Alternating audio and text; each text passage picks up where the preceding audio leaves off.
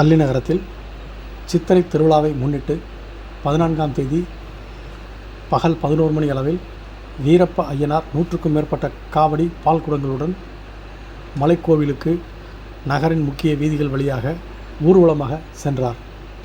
லட்சக்கணக்கான பக்தர்கள் திரண்டனர். தேனி அருகே அல்லி நகரத்தில் சித்திரை திருவிழாவை முன்னிட்டு வீரப்ப ஐயனார் கோவில் திருவிழா ஆண்டுதோறும் வெகு விமர்சையாக நடைபெறுவது வழக்கம். அதன் அடிப்படையில் இந்த ஆண்டும் சித்திரை திருவிழா தமிழ் புத்தாண்டு நாளில் வீரப்ப ஐயனார் கோவில் திருவிழா விமர்சையாக நடந்தது.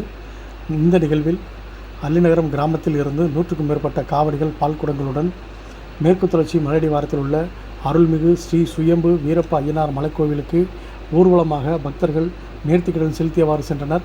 இந்த திருவிழாவில் மலைக்கோவிலில் உள்ள அருள்மிகு சுயம்பு வீரப்ப ஐயனார் கோவிலுக்கு லட்சக்கணக்கான பக்தர்கள் திரண்டனர். திருவிழாவில் கலந்து கொண்ட பக்தர்கள் அனைவருக்கும் கோவில் நிர்வாகம் சார்பில் இந்து சமய அறநிலைத்துறையினர் அன்னதானம் வழங்கினர். கோவில் விழா ஏற்பாடுகள் அனைத்தும் தக்கர் சுந்தரி மற்றும் இந்து சமய அறநிலைத்துறை அலுவலர்கள் சிறப்பாக செய்திருந்தனர்.